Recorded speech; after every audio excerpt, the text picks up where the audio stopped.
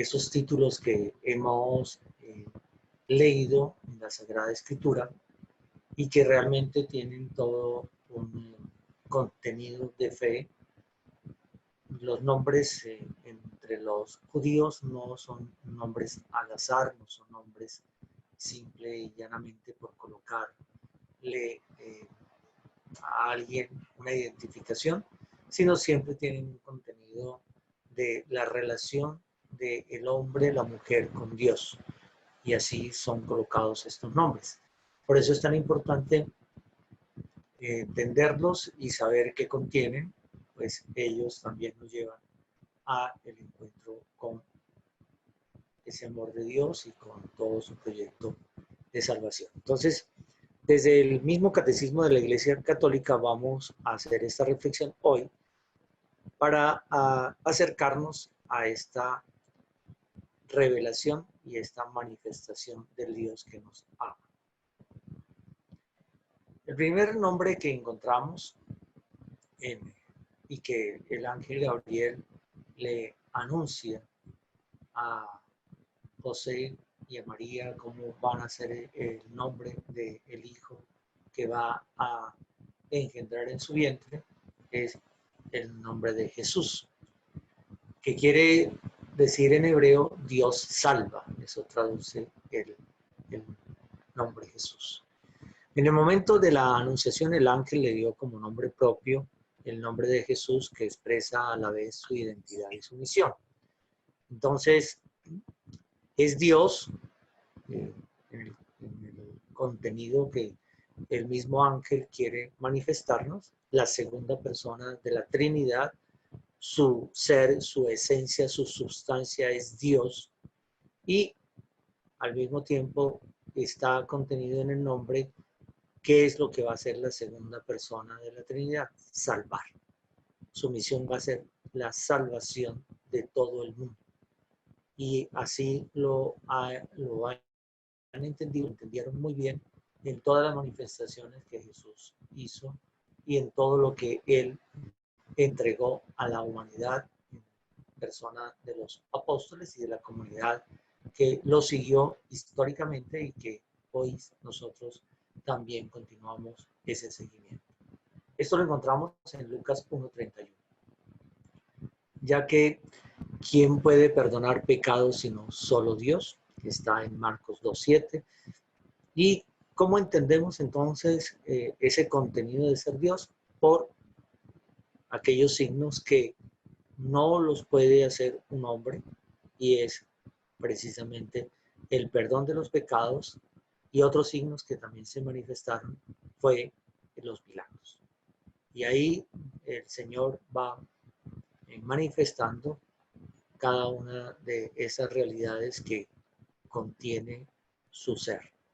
Es el quien en Jesús, su Hijo eterno hecho hombre, salvará a su pueblo de sus pecados, en Mateo 1:21.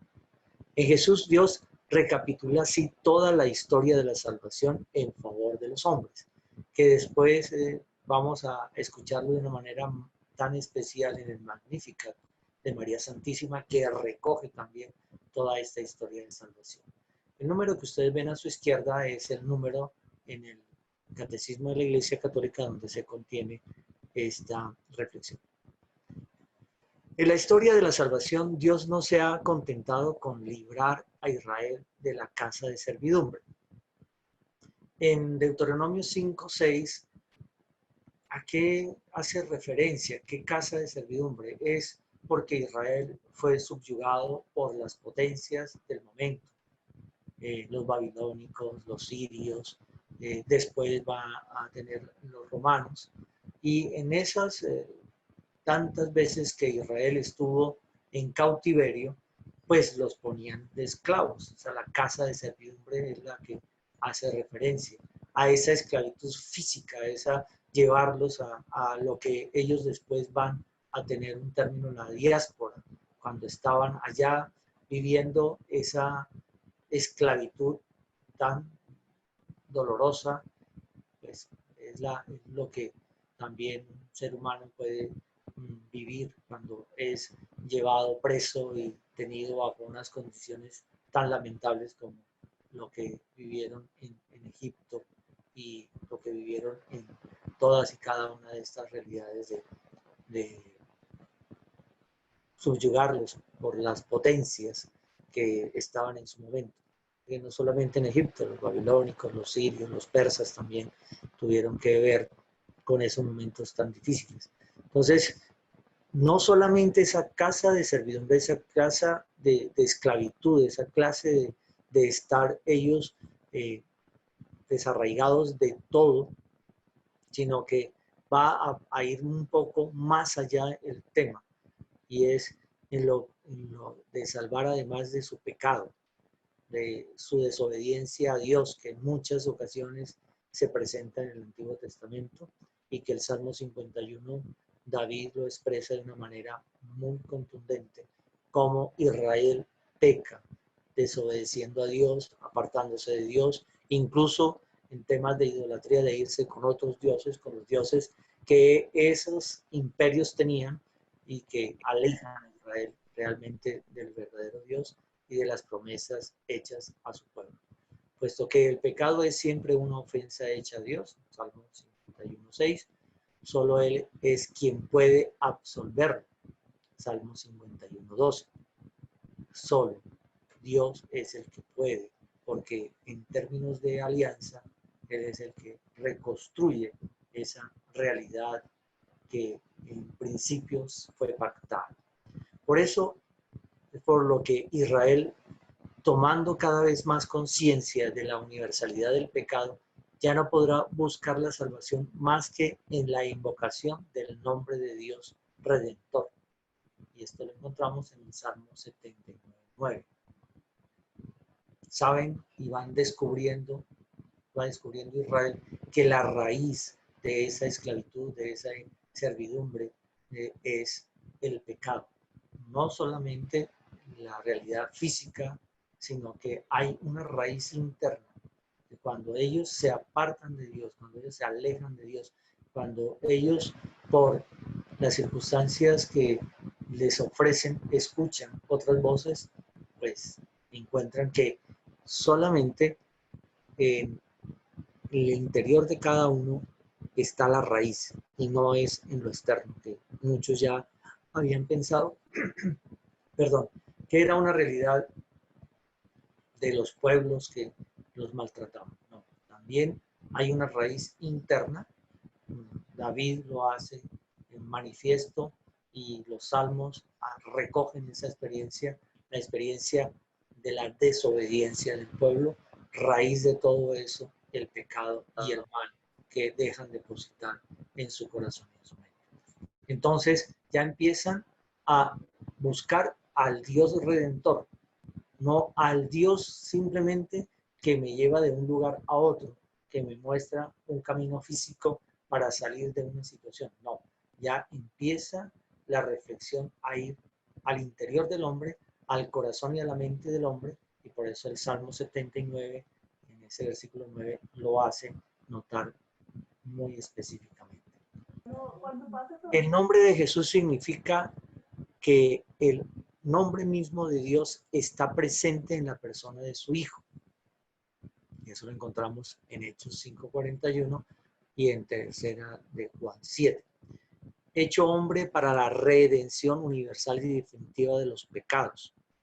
Él es el nombre divino, el único que trae la salvación. Lo encontramos en Juan 3:18, en los Hechos de los Apóstoles 2:21. Y ahora en adelante puede ser invocado por todos, porque se ha unido a todos los hombres por la encarnación. Siempre el tema de la encarnación va a ser fundamento de nuestra relación con Dios.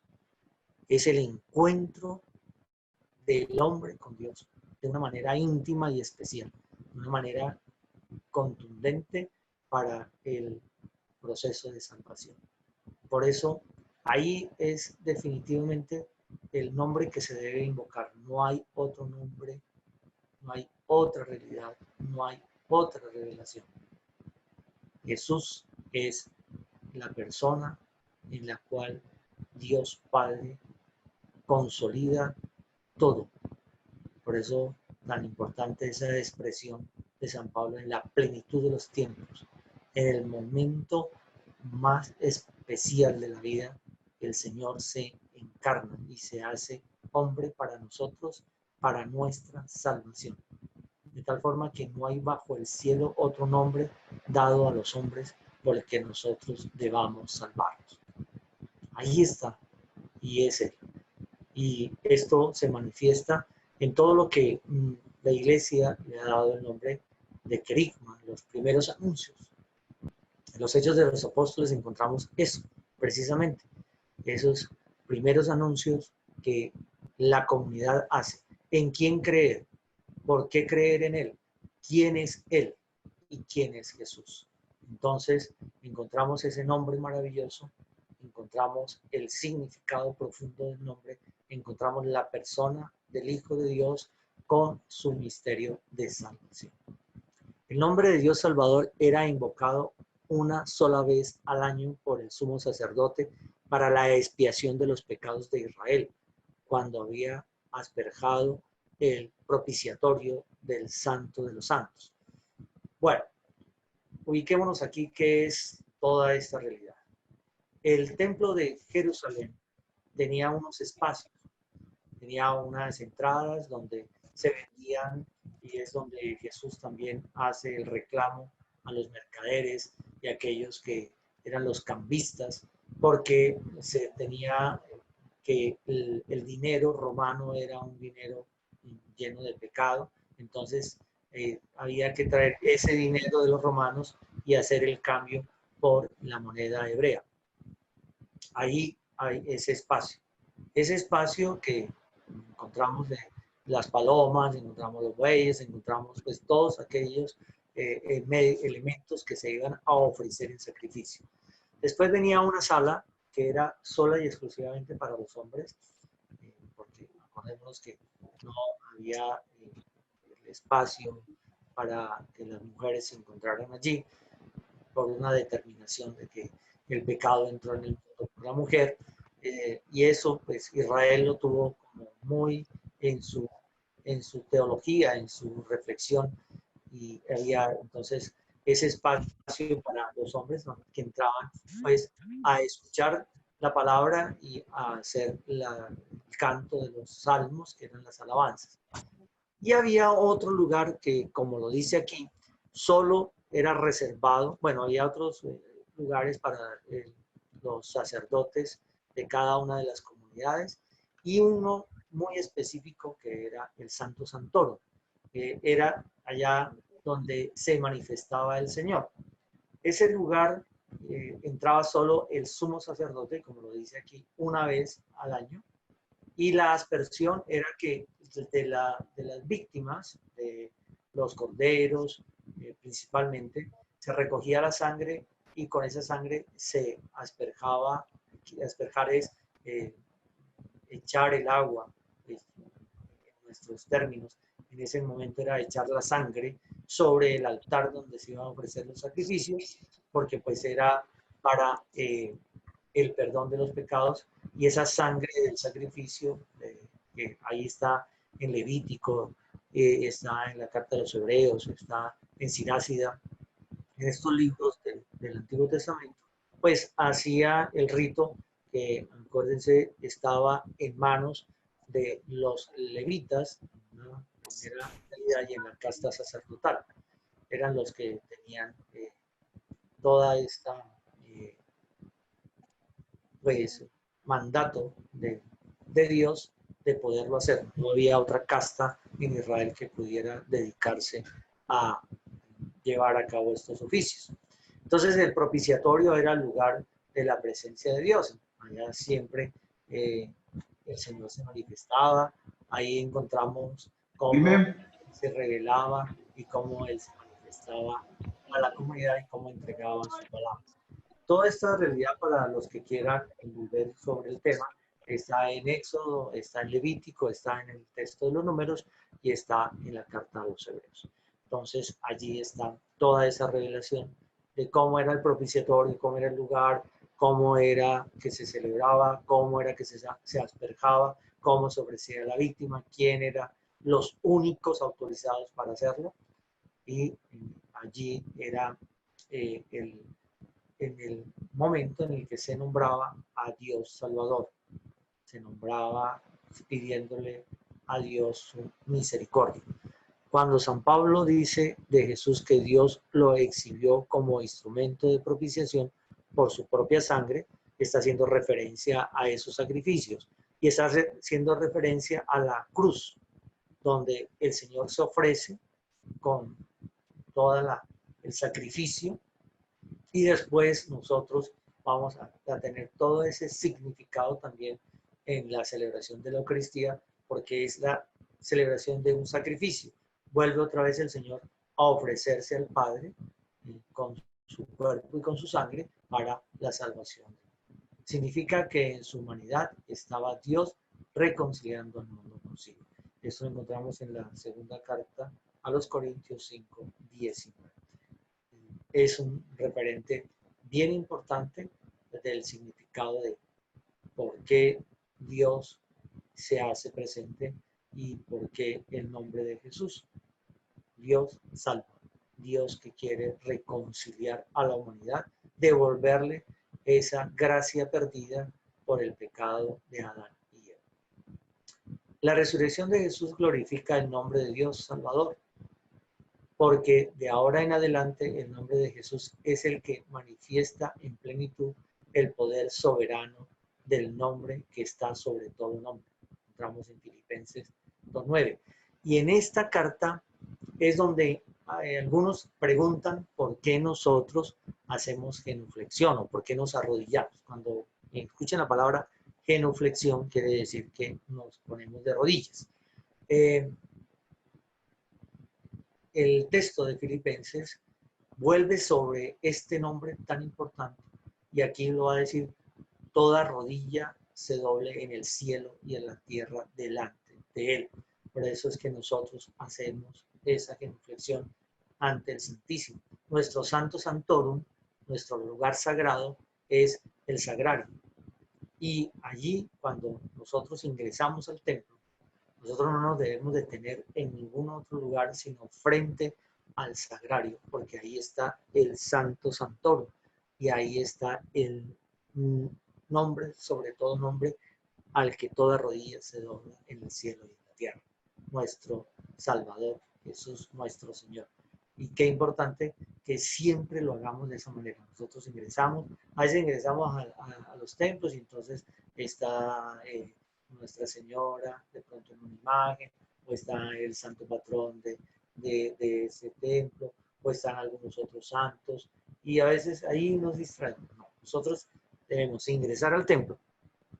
Buscamos siempre, hay o en la nave central, que es la que es más grande, o en las naves laterales, que son las pequeñas.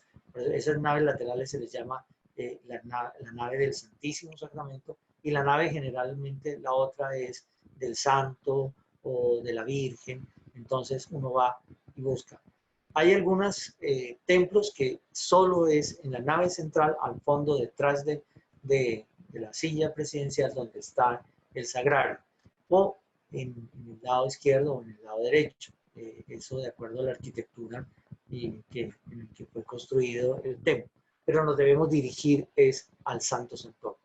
Nos debemos dirigir al sagrario, donde está el Señor. Y allí, de rodillas, realmente tener ese encuentro, ese saludo especial, pues realmente es donde Él quiere que nosotros estemos, a sus pies, escuchándolo, así como María, ya la hermana de Lázaro, que se sentó a los pies de Jesús a escucharle y atenderle. Es muy importante que lo hagamos. Los espíritus malignos temen su nombre. Y miren que en muchas de las, cuando el Señor se encuentra con los poseídos, siempre lo nombran: tú, Jesús, que tienes que ver con nosotros. Y ellos sí saben quién es, y ellos sí reconocen. Y en los Hechos de los Apóstoles encontramos aquí en ese capítulo 16, en ese capítulo 19, dos referentes a cómo los espíritus del mal se postran delante de Él porque saben quién es Él. y saben que Él es el que puede y va a hacer la sanación y la salvación de ese ser al cual ellos poseen. Es importante entonces tener muy presente el nombre de Jesús. En su nombre los discípulos de Jesús hacen milagros también, porque todo lo que pide al Padre en su nombre, Él se los concederá. Está en Juan 15:16. Entonces, miren cómo recoge ese nombre que a veces nosotros lo pronunciábamos como tan coloquialmente, como tan superficialmente, o a veces como que lo hacemos sin entender el contenido que tiene y ese contenido tan importante y tan especial para nuestra salvación. El nombre de Jesús está en el corazón de la plegaria cristiana. Todas las oraciones litúrgicas se acaban por la fórmula de por nuestro Señor Jesucristo. El Ave María culmina, bendito es el fruto de tu vientre, Jesús. La oración del corazón en Oriente, llamada oración de Jesús, dice: Señor Jesucristo, Hijo de Dios, ten piedad de mi pecador. Numerosos cristianos mueren como Santa Juana de Arco, teniendo en sus labios una única palabra: Jesús. Y la liturgia toda está dirigida a Jesús, toda está en nombre del Señor. Y allí, por eso Jesús es el nombre sobre todo nombre. Ojalá que eso se nos grabe. Esa carta de los Filipenses, el nombre sobre todo nombre. No hay más nombre. Jesús, Dios, salva. Eso es lo que realmente nosotros invocamos, y ojalá que cuando lo hagamos sintamos esa plegaria, esa acción de gracias, porque es nuestro Salvador y es nuestro Redentor. Entonces, es importante tener en cuenta el nombre de Jesús, y allí está contenido toda esa realidad. Entonces, Jesús es Dios salva, y siempre tengámoslo presente. El otro nombre que se le da a Jesús, nuestro Señor, es Christos. Cristo viene de la traducción griega del término hebreo Mesías, que quiere decir ungido. En hebreo se dice Mesías, en griego se dice Cristo. Y esta es una palabra muy importante porque a nosotros también nos remite. El ungido es el sacado, el especial, el destinado. Vas a ser un nombre propio de Jesús porque Él cumple perfectamente la misión divina que esa palabra significa. En efecto, en Israel eran ungidos en el nombre de Dios los que le eran consagrados para una misión que había de recibir de Él. Este era el caso de los reyes. Entonces ahí encontramos 1 Samuel 9, en el versículo 16, o lo encontramos también en 1 Samuel 10, o en 1 Samuel 16, y en 1 Reyes 1:39. ¿Cómo eran ungidos? Saúl, cómo fue ungido Samuel, cómo fue ungido también el rey David. Entonces, todos ellos ungidos, consagrados para una misión. Nosotros somos ungidos también. Por eso el nombre que recibe el aceite con el que es ungido cada uno de nosotros es Crisma, que viene de Cristo, el ungido. Por eso nosotros somos ungidos con el Santo Crisma. Y bueno, ya les indicaré cómo es esa celebración para los óleos sagrados que son bendecidos y uno de ellos consagrado para esta misión que se nos entrega. También era para los sacerdotes. Entonces encontramos a Éxodo 29:7, cómo eran ungidos para ese ministerio sacerdotal. Excepcionalmente los profetas, a veces también a ellos se les ungía. Encontramos en 1 Reyes 19. Este debía ser por excelencia el caso del Mesías que Dios enviaría para instaurar definitivamente su reino. Entonces ahí lo encontramos en el Salmo 2:2, en Hechos de los Apóstoles 4:26-27, cómo hacen ese referente de él debía por excelencia ser el ungido de Dios. El Mesías debía ser ungido por el Espíritu del Señor, Isaías 11:2, a la vez como rey y sacerdote, Zacarías 4:14 y 6:13, pero también como profeta, Isaías 61:1, en Lucas 4:16 al 21. Jesús cumplió la esperanza mesiánica de Israel en su triple función de sacerdote, profeta y rey. Y mire a quién se nos unge de esa manera. Cuando nosotros recibimos el bautismo, se nos dice, tú eres sacerdote, porque por el bautismo tenemos el sacerdocio común, que es el que ofrece sacrificio. Todos los bautizados somos sacerdotes y recibimos el sacerdocio común, se le llama. Somos profetas porque somos llamados a ir a proclamar y a ir a llevar la buena noticia. Vayan a todas las partes y anuncien la buena noticia. Y reyes, que no es para que nosotros tengamos una realidad de que nos sirvan, de potentados. No, el reinado de Jesús fue dar, servir. Y eso en el texto más hermoso que nosotros lo podemos encontrar es precisamente en el lavatorio de los pies, donde el Señor se hace servidor de todos. Y es en el servicio donde nos manifiesta su reino. El ángel anunció a los pastores el nacimiento de Jesús como el del Mesías prometido a Israel. Y lo dice Lucas 2:11. Os ha nacido hoy en la ciudad de David un Salvador que es el Cristo Señor. Desde el principio, Él es a quien el Padre ha santificado y enviado al mundo. Juan 10:36. Concebido como santo. Lucas 1:35.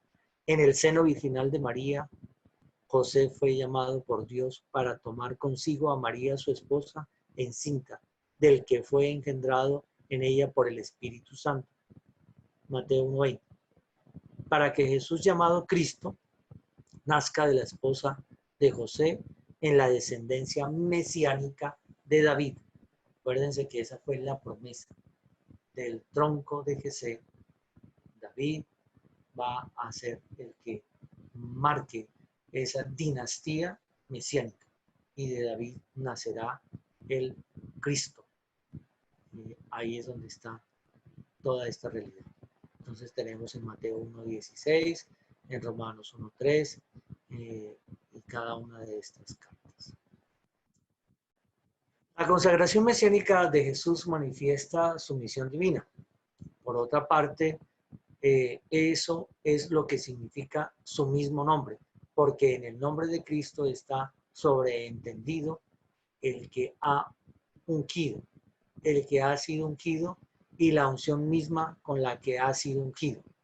El que ha ungido es el Padre, el que ha sido ungido es el Hijo y lo ha sido en el Espíritu, que es la unción. Eso nos lo hace aclarar San Irineo de León. Qué importante reflexión. En Jesús se encuentran esas realidades y manifiestan la comunión de la Trinidad en la obra. Nosotros,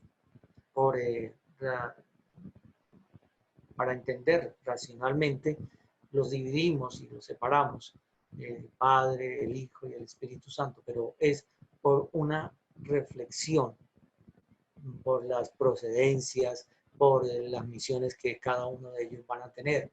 Pero realmente siempre que obra el Padre, obra el Hijo y el Espíritu Santo. Siempre que obra el Hijo, está obrando el Padre y el Espíritu. Siempre que obra el Espíritu, está obrando el Padre y el Hijo. Ellos no, es una comunidad, una comunión, y no es que el Padre está por allá mirando por una parte, el Hijo está caminando por otra y el Espíritu Santo revoloteando por otra. No, así no es. Siempre que hay una acción de una de las personas de la Trinidad, las tres están obrando. Y por eso San Irineo nos hace entender el que unge, el ungido y el que ha sido ungido. en todas las tres realidades está en Cristo. Su eterna consagración mesiánica fue revelada en el tiempo de su venida terrenal, en el momento de su bautismo por Juan, cuando Dios le ungió con el Espíritu Santo y con poder. Y nosotros tenemos tan bonita esa teofanía y se manifestó en esa nube que se posó sobre ese momento de el bautismo del Señor. Este es mi Hijo, escúchenlo. Y el Espíritu Santo bajó sobre él. Miren que la acción es de las tres personas, para que él fuese manifestado a Israel, Juan 1:31, como su Mesías. Sus obras y sus palabras lo dieron a conocer como el Santo de Dios. Tenemos ese referente en Marcos 1:24, en el Evangelio de Juan 6:69, que nos ayuda a ir profundizando más sobre este tema. Numerosos judíos e incluso ciertos paganos que compartían su esperanza reconocieron en Jesús los rasgos fundamentales del Mesías, hijo de David, prometido por Dios a Israel. Mateo 2:2, Mateo 9:27, Mateo 12:23. Están todos estos referentes de Mateo acerca de lo que es el hijo de David, el Mesías. Jesús aceptó el título de Mesías al cual tenía derecho, Juan 4:25-26 y Juan 11:27, pero no sin reservas, porque una parte de sus contemporáneos lo comprendían según una concepción demasiado humana.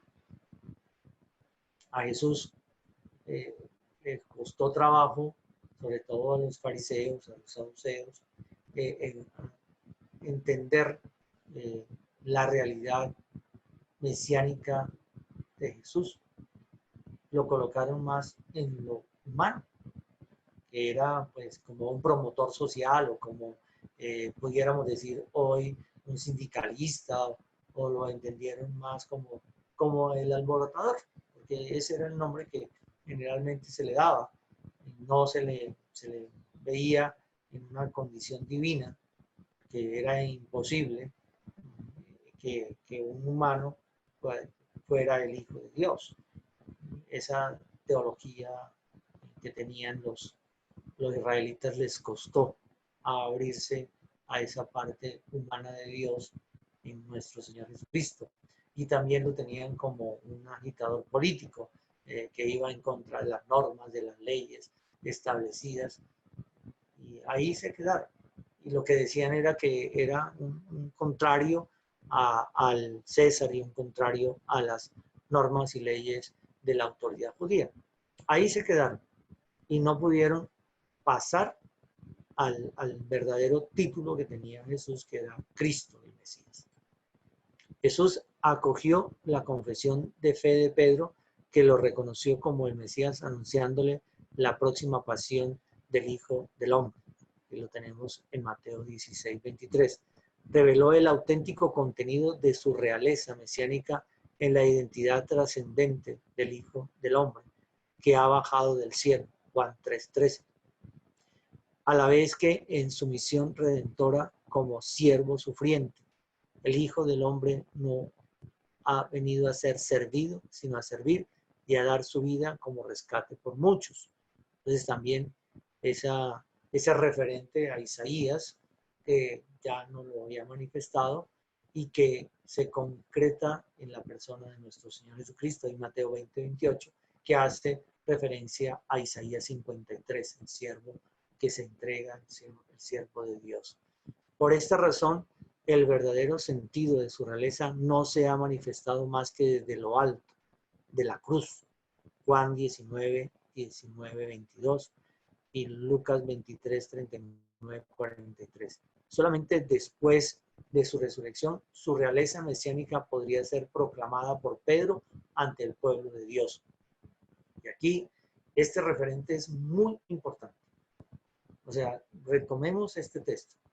Sea pues con certeza toda la casa de Israel que Dios ha constituido Señor y Cristo a este Jesús a quien vosotros habéis crucificado. ¿Ok? Importante. tener esta reflexión. Qué importante tener este contenido y qué importante que los apóstoles nos lo hagan ver por la experiencia que tuvieron. Hijo único de Dios también fue el otro nombre que se le dio a Jesús. En el Antiguo Testamento es un título dado a los ángeles. Lo encontramos en Deuteronomio 32 y en Job 1:6. Al pueblo elegido en Éxodo 4:22. A los hijos de Israel, Deuteronomio 14. Y a sus reyes. Entonces, segunda de Samuel 7, encontramos nosotros este referente.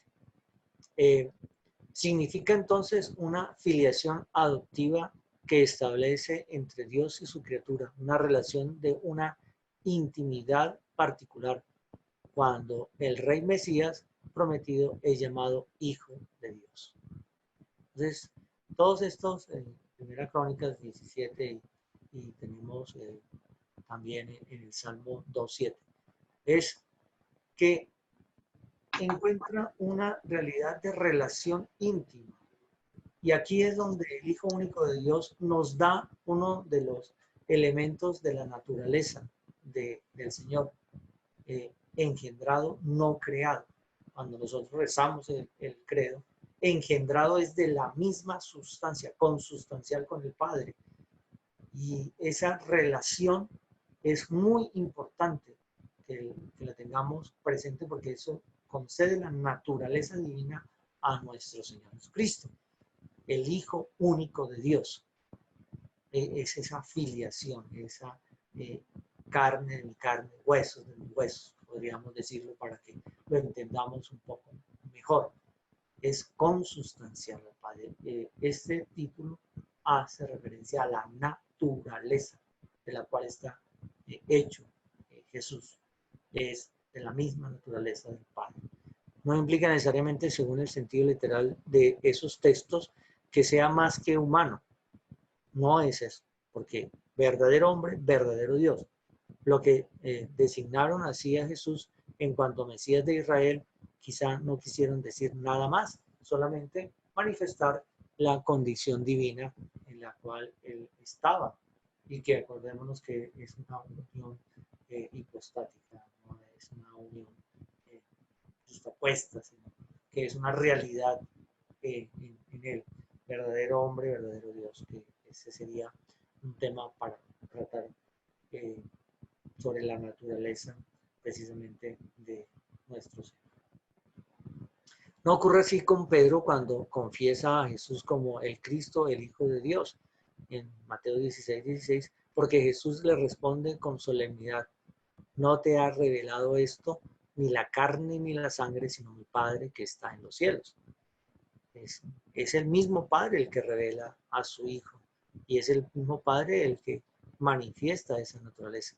Paralelamente, Pablo dirá a propósito de su conversión en el camino de Damasco: cuando aquel que me separó desde el seno de mi madre y me llamó por su gracia, tuvo a bien revelar en mí a su Hijo para que le anunciase entre los gentiles.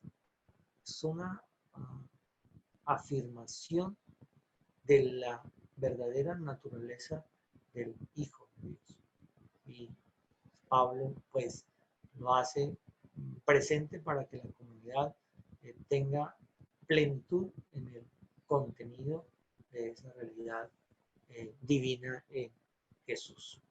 Y enseguida se puso a predicar a Jesús en la sinagoga que él era Hijo de Dios. Hechos 9:20.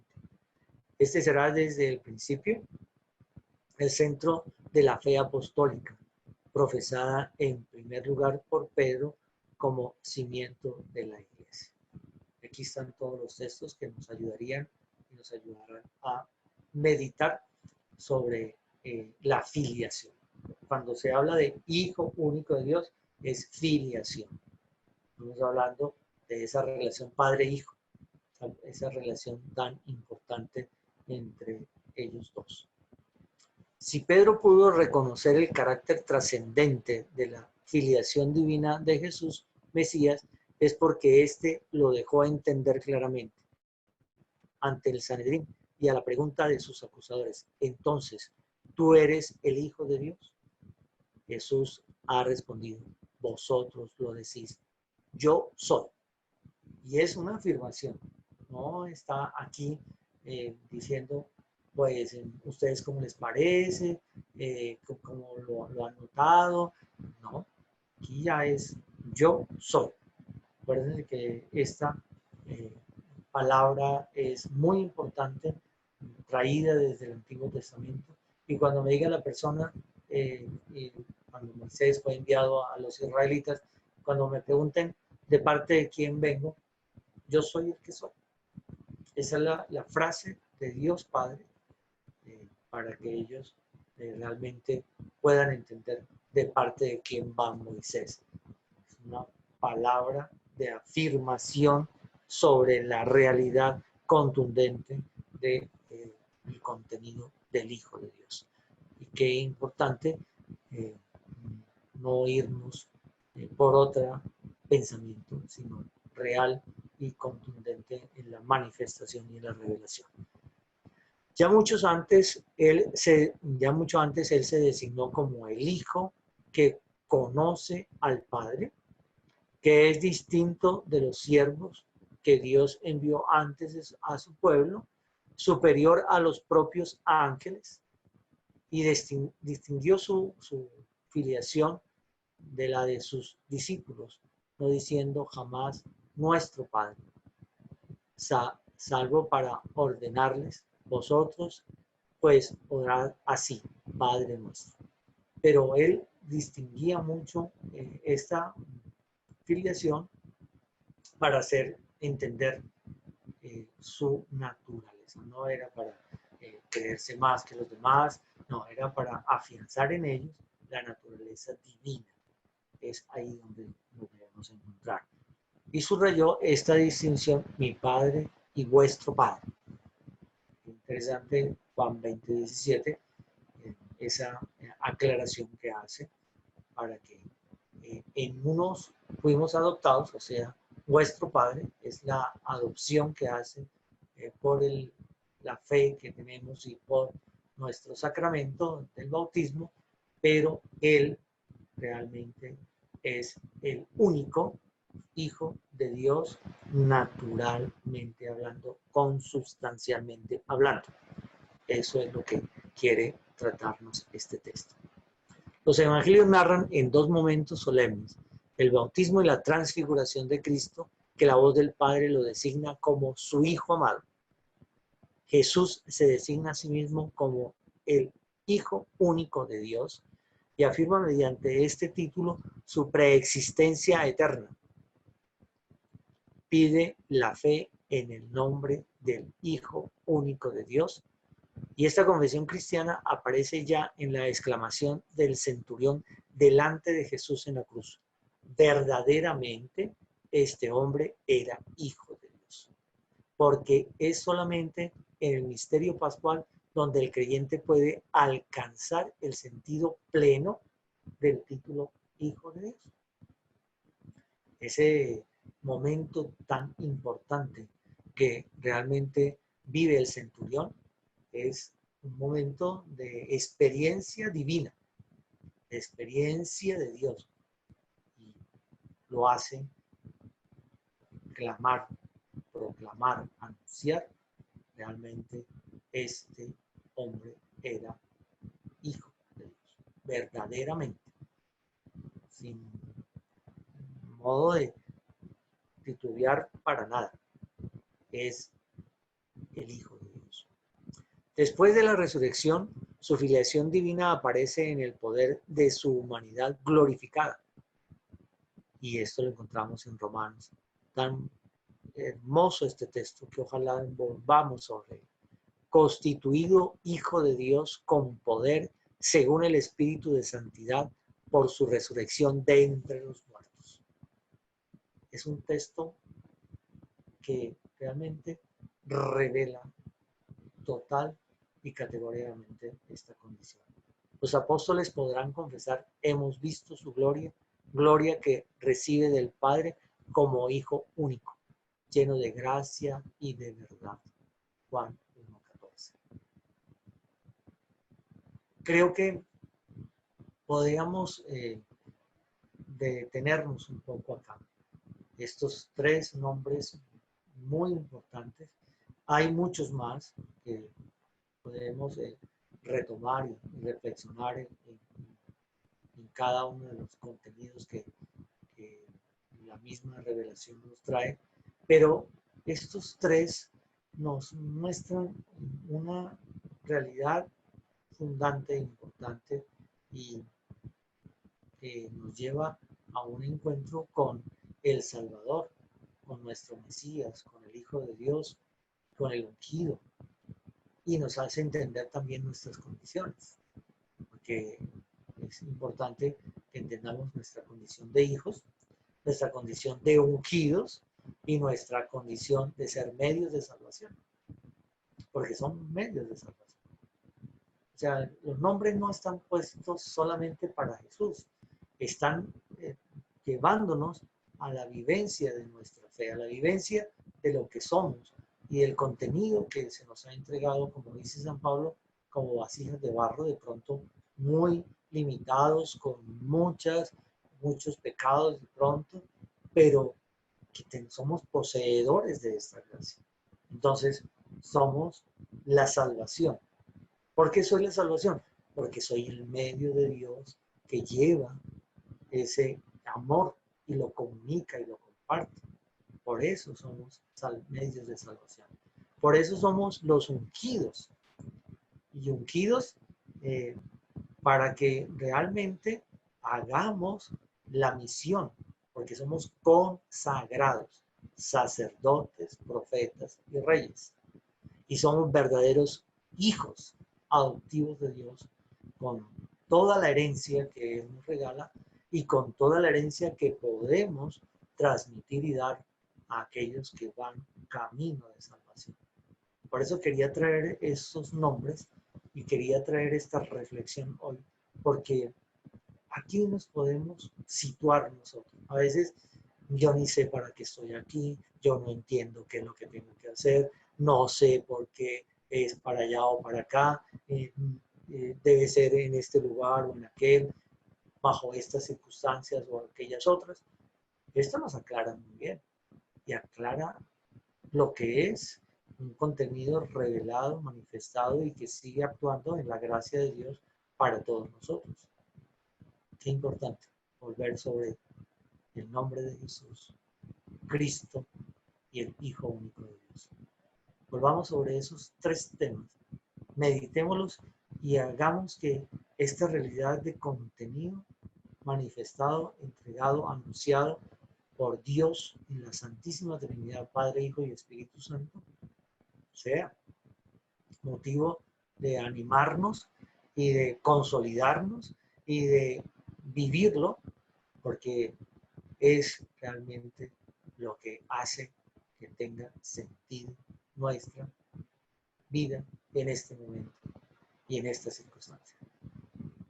Si no lo tomamos de esta manera, pues a veces entonces caminamos, como decía mi Santa Madre, del timbo al tambo, que no sabemos para dónde coger, qué hacer, porque no tenemos claridad sobre la verdadera y auténtica identidad y verdadera y auténtica misión que debe estar en medio de nosotros.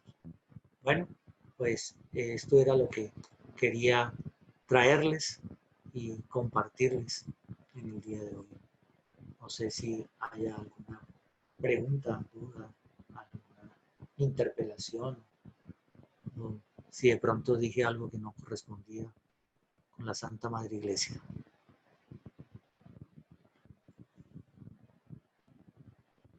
Parece que los dormía todos, dijo el señor Juan Vicente ayer.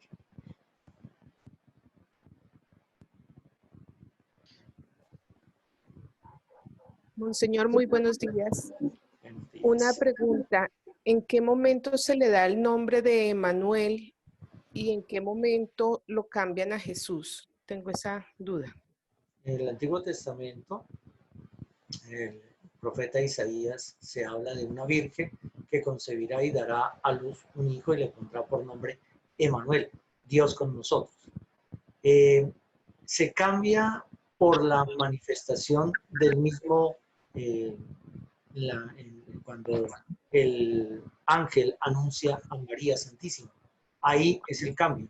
El cambio lo hace Dios, Padre, no lo hace la humanidad, no lo hacemos nosotros. Es que cuando el ángel se le manifiesta a la Virgen, le dice, y le pondrás por nombre Jesús. El ángel no le dice, acuérdate que en Isaías ya se prometió que su nombre era Emanuel. Y el Emanuel, pues, va a tener también un significado desde el Antiguo Testamento que es la encarnación, Dios con nosotros. Pero el nombre lo cambia, es el mismo Dios con el ángel. El ángel es el que le dice a María Santísima, y le pondrás por nombre Jesús. Es decir, el Padre le cambia el nombre porque en Jesús, en el nombre de Jesús, va a haber más contenido que simplemente el Emanuel. Porque el Emanuel dice, pues será un Dios que camina con nosotros. Y es el Dios que ha caminado en la historia. Pero Jesús habla es de Dios salva. Y esa va a ser realmente la misión del Hijo. Entonces, el cambio lo hace el Padre en la anunciación. Ahí encontramos el referente.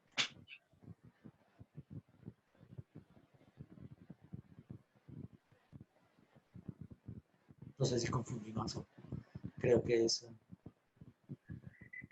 reflexión. Buenos días, Buenos días. señor.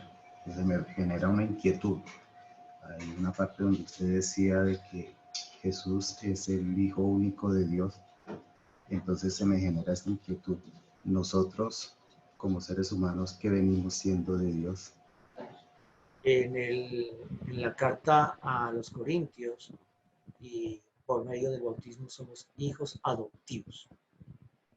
Es que cuando se habla de Hijo único de Dios, es el que fue engendrado de la misma naturaleza que el Padre, Hijo único de Dios. Y nosotros somos criaturas de Dios. Nosotros no somos de la misma naturaleza que el Padre. Entonces, ¿qué recibimos en el bautismo? La adopción filial. Somos hijos adoptivos del Padre, pero con todas las condiciones de un hijo.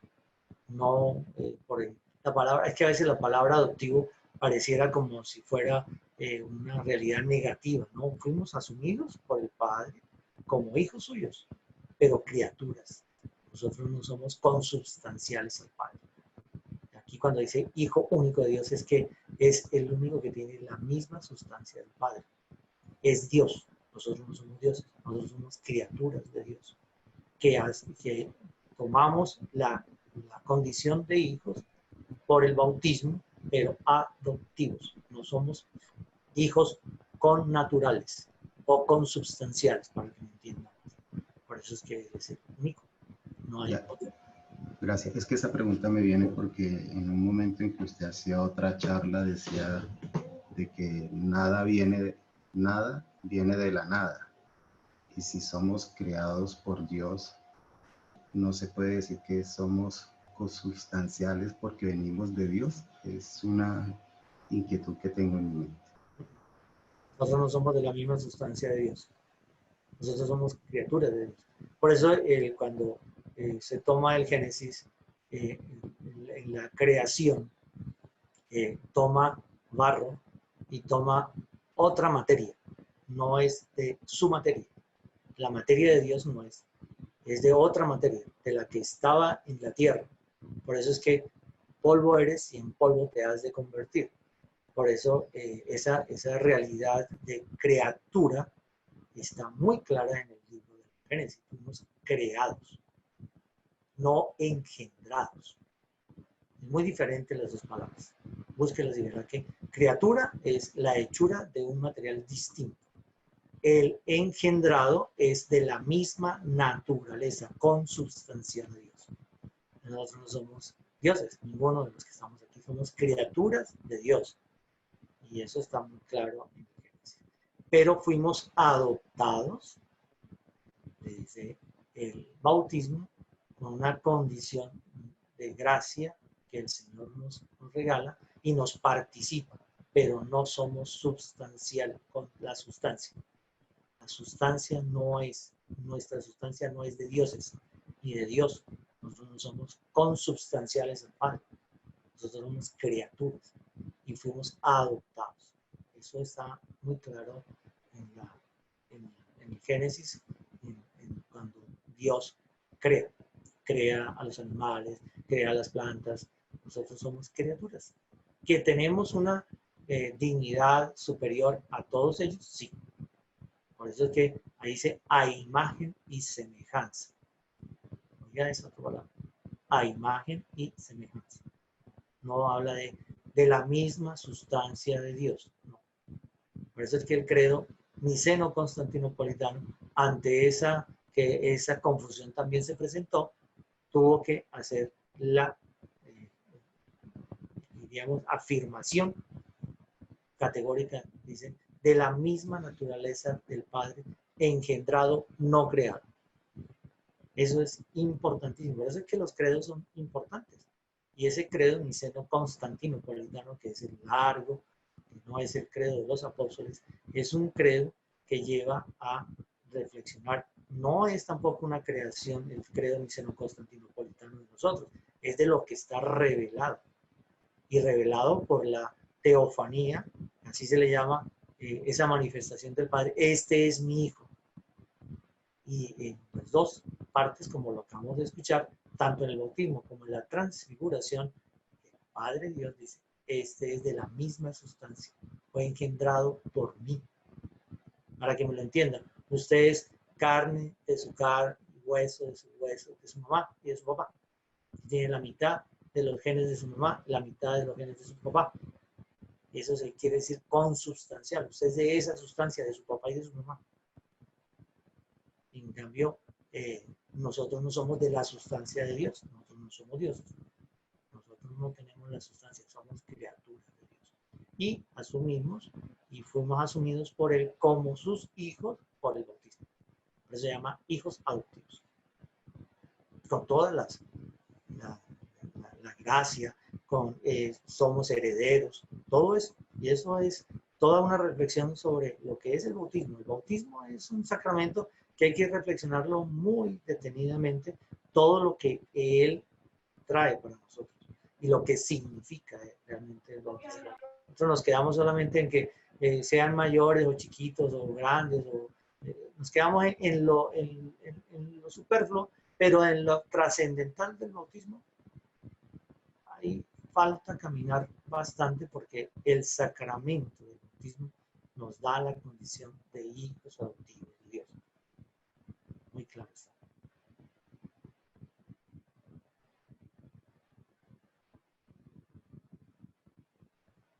Muy bien.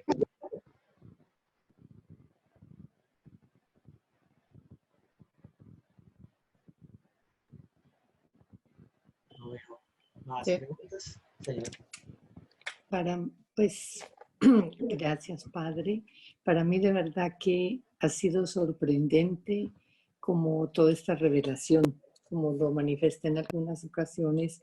Estoy apenas como empezando, como indagando y ha sido tan especial que yo digo siempre, estoy en el sitio correcto, estoy en el sitio correcto. Y eso pues me encanta, me empodera y cada vez como ver la sabiduría de ustedes en esa formación. Yo digo, en ocasiones de pronto se ha menospreciado al sacerdote porque como que no fue sino ponerse en una sotana y pues como que dirigirse a un grupo especial.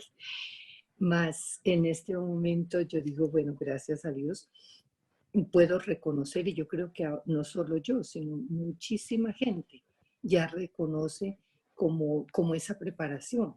Es que el ser, digamos, como están ustedes, no es que sea cualquier cosa.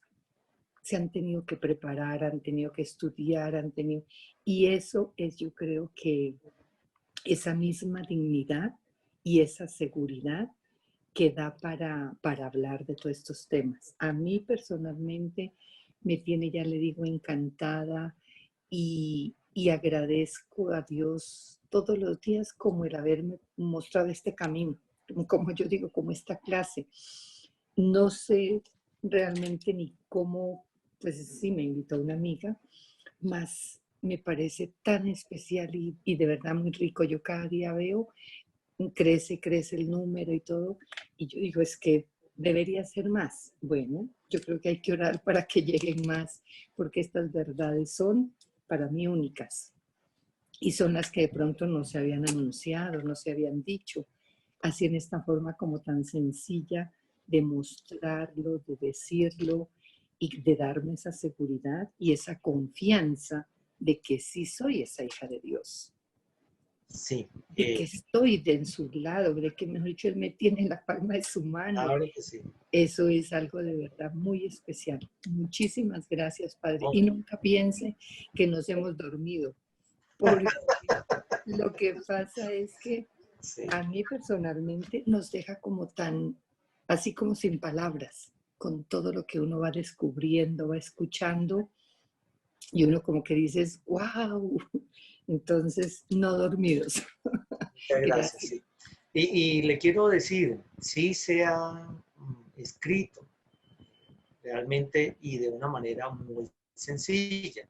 Lo que pasa es que esos documentos, a veces incluso hasta los tenemos en nuestras casas, pero como decía un amigo mío, a veces hay libros en la casa que sostienen otros libros, pero nunca se abren. Y se llama el Catecismo de la Iglesia Católica. Todo lo que saqué, si usted ve los numerales, es del Catecismo de la Iglesia Católica. Ahí está. Y es un contenido sencillo porque los catecismos fueron diseñados para los laicos de una manera sencilla. ¿Qué es lo que estoy haciendo? Pues de pronto puntualizar, de pronto traerlo acá para la reflexión, pero está escrito. Desde San Juan Pablo II, el que ahora es el Papa Emérito eh, Benedicto XVI, cuando eso era el cardenal Ratzinger, él escribió este texto.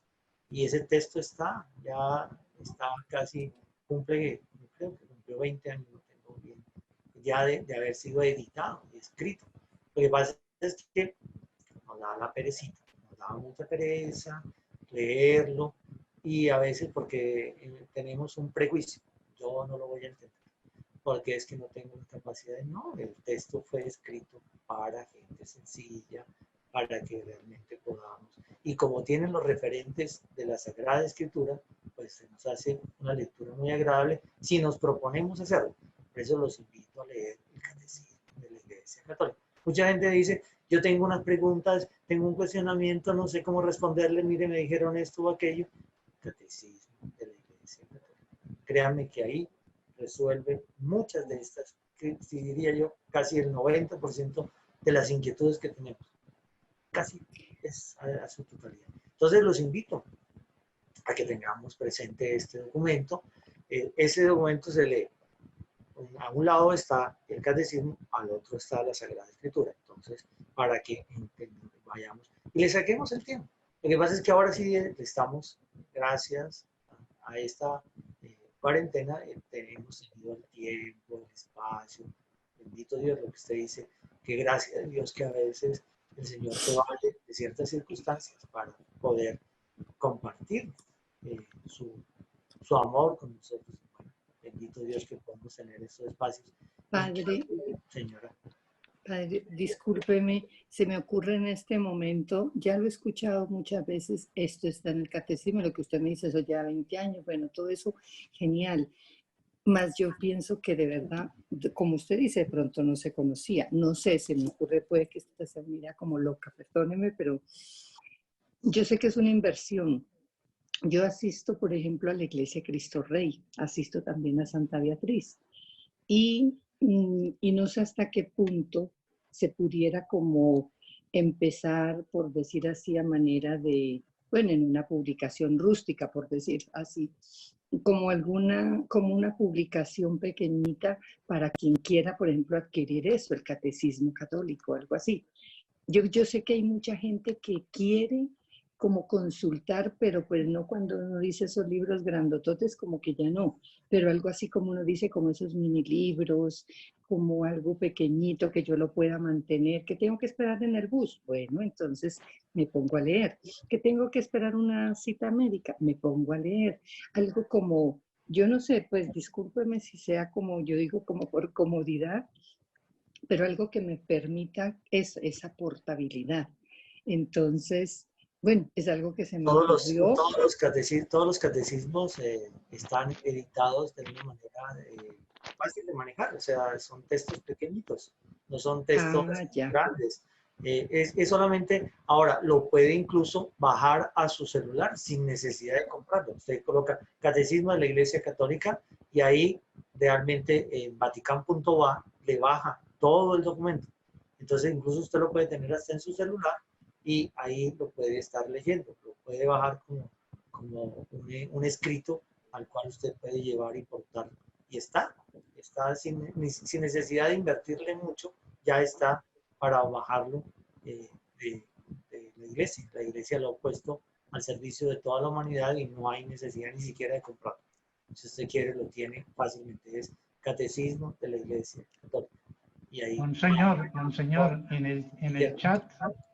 el chat he colocado el sitio de internet para bajarlo en español. Y además, en las librerías hay ediciones muy económicas, de 8.000, 7.000 pesos, así que no hay, sí, en no hay las disculpas. paulinas se pueden conseguir y ya está. Pero pues sí, es una campaña. Precisamente estoy haciendo ya la campaña. Y mire que todas mis charlas están sobre el catecismo de la Iglesia Católica. Como a ver si de pronto se motivan, a ver si de pronto, como lo tenemos allá. Porque yo, por ejemplo, esta charla lo podría manejar desde la teología dogmática, con toda como, aquí hay algunos expertos, con todos los nombres y con toda la realidad, pero como dijo un amigo mío, nos perdimos, porque con toda esa palabras técnicas, pues evidentemente no voy a entender. Ah, pues yo hubiera podido hacer todo esto desde el griego, desde el latín, desde el hebreo, y puedo hacer toda una disquisición. Y entonces créame que nos quedaríamos por acá como, ahí sí estaría más de uno así con los ojos abiertos y esto, santa madre de Dios, porque se necesita ¿cuánto? Yo ya se los he dicho a ustedes, para ser especialista en Sagrada Escritura, una preparación básica, que es lo que se llama el bachillerato teológico, después la licenciatura teológica, después el magíster teológico o de la Sagrada Escritura, y después hay que ir a hacer el doctorado al bíblico en Jerusalén, que dura 10 años y son doctores en Sagrada Escritura. Y nosotros no estamos hablando acá de algo que salido los cabellos, como algunos dicen, ¿no? Aquí tenemos muy expertos muy ya en toda una ciencia. Antropología bíblica, arqueología bíblica, semiótica, aquí hay teología, aquí hay mucho contenido. Aquí no es, lo que yo estoy resumiendo es nada comparado al estudio que hay que hacer. Miren, ayer cuando hicieron la presentación de Monseñor Juan Vicente Córdoba, todos los magíster que tiene ese señor, y en una línea, en una sola línea. Eso no es es una parte de la especialización que se puede hacer. Entonces, por eso yo digo, a veces hablan muy a la carrera de la Iglesia Católica, porque un padrecito no está en el camino que corresponde, o un obispo no está en el camino, ahí sí hablamos. Pero de lo que es el contenido, ahora la iglesia, como ayer nos la declaró Monseñor Juan Vicente, es divina, porque el que la fundó fue el Hijo de Dios, no la fundó ningún humano. Mire que las otras religiones y los otros, sí, fueron humanos. Aquí no, aquí, ¿quién creó la Iglesia Católica? Jesús, el Hijo de Dios, lo acabamos de escuchar. Entonces, esa parte divina, revelada, manifestada, esa es la que tenemos nosotros a la que acudir. Lo otro somos medios inadecuados en muchas ocasiones. Entonces, el contenido es bien importante y por eso los invito y las invito a que volvamos sobre estos documentos. Son documentos sencillos, ¿no?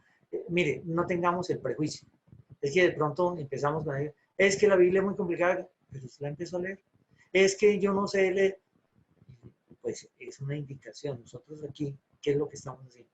Indicándoles caminos de acercarnos a esos textos. Y son textos muy fáciles, muy sencillos. El catecismo del Padre Astete inició un momento también de poder que fuera algo fácil, pero la Iglesia ha tenido catecismos durante toda su vida que han intentado ¿qué? Hacer llegar la reflexión de una manera temática, porque es con temas que nos ayuden a nosotros ahí, y al mismo tiempo sencillos de poder acceder, porque pues no todos son ni especialistas, ni teólogos, ni exégetas, no. Hay algunos que no han tenido la oportunidad de estudiar, pero pueden acceder. Es que te doy gracias, Padre, porque esto se lo revelaste a los humildes y sencillos, dice el Señor. Es que es para los humildes y sencillos. Por eso es que les hablaba en parábolas, por eso es que les hablaba en comparación, porque era fácil de entender. ¿Qué tal nuestro Señor Jesucristo hablándole por allá en términos incomprensibles? Yo creo que no existiría la comunidad y no hubieran podido, pues muy poquitos, llegar a entender la revelación. No, a los humildes y sencillos. Te doy gracias, Padre. Y eso es lo que hace la Iglesia. Y actualmente, mucho más que antiguo. Hoy en día, mucho más cercanos, más. Entonces, es una invitación. Y gracias por haberme escuchado hoy. Gracias por haber podido compartir eso. Siéntanse llamados a reflexionar desde el catecismo de la Iglesia. Porque los invito. De hecho, podríamos hacer pronto una charla en la que pongamos un tema. Lo leemos desde el catecismo y lo que hacemos es resolver dudas. Sería mucho mejor, más de pronto más enriquecedor, así como en alguna ocasión lo hicimos, de compartir, así. El doctor Roberto nos puso un tema en el que todos pudimos participar, Carlos nos ha puesto también en esos temas, y así. Un día de pronto decir, vamos a leer los números tales y tales del Catecismo de la Iglesia Católica y nos ponemos en la reflexión. Entonces ayudamos a entender algunas cosas que de pronto en la lectura no se pudieron discernir bien. Sería interesante, pero los invito a esa lectura. Gracias a todos. Muchísimas gracias, de verdad. Hace rato queremos hacer algo así, Padre, sería muy enriquecedor, algo así. ¿Sí? Hace ratico hemos tratado de hacer algo así, Padre. Sería muy, intentó hacer algo así con algo de participación y fue muy bonito, chévere que podamos repartir los temas previamente para que la gente los traiga preparados y así sea muy enriquecedor y no improvisemos. ¿Qué opina? Claro, me parece muy bien. Y acuérdense que el catecismo está sobre el credo, las verdades de fe que son fundamentales. Y claro, eso es muy interesante. Mire que yo las charlas mías no han salido del catecismo de la Iglesia Católica. Y lo he hecho a propósito, o sea, con toda una intención de que leamos ese texto. No lo he hecho con otra intención. No es como, ay, el padre como que no le gusta preparar mucho porque como ya está suscrito. No, la intención es porque ahí está ya el contenido y ahí está ya lo que es básico, o sea, no tan elevado. Entonces, cuando queramos alguna elevación, entonces me avisan y yo traigo a Fray José Andrés, que es doctor en Sagrada Escritura del Bíblico de Juárez, y verá que nos enloquecemos, porque él empieza a hablar supuestamente porque los que estamos aquí conocemos, y ahí sí empezamos como a mirar para el techo, ay Señor, y esto, ay. Bueno, lo vamos preparando internamente y cuando se dé el momento lo hacemos, pues vamos a ver cómo se van dando las cosas con todos los cambios que hay en la pandemia. Y creo que el miércoles entrante probablemente va a haber un espacio, porque hoy precisamente me llamó Carlos Posada, que es probable que no pueda darnos la charla el miércoles, entonces inicialmente, si quiere, podemos hacer eso. Incluso yo tengo unos... si quiere mañana hago lo siguiente, o sea, ahora me detengo un poquito en algunos y ya mañana les digo, para el próximo miércoles leamos tales numerales del catecismo de la iglesia, ya saben, lo pueden bajar acá, aquí lo pueden bajar, no hay ningún problema, aquí está, lo bajan o lo bajan en su computador, vatican.va, así, Vatican es con B pequeña, .va es con B pequeña, ahí bajan todos los, o escriba más fácil, Catecismo de la Iglesia Católica y verán que ahí lo pueden bajar acá. Aquí en su celular lo pueden tener o lo pueden tener en su computador. Si no, porque ahorita como salen a comprarlo, es difícil. Y como dice Guillermo, que vale 8.000 pesos, yo creo que por ser bien que no se lo hacen llegar como tan fácil. Pero bueno, el tema es que me pongo en esta tarea. Mañana les propongo, mire, el tema que vamos a tratar es este y los numerales son tales, tales, tales, tales. Y traemos, después de la reflexión, las preguntas, las inquietudes, de pronto hasta las reflexiones propias. Mire, a mí me ayudó esto a discernir sobre esto, encontré a veces una respuesta que tanto estamos buscando, si les parece. Claro. Muy bien, José. Gracias a todos, cada uno de ustedes. Gracias, monseñor. Feliz día.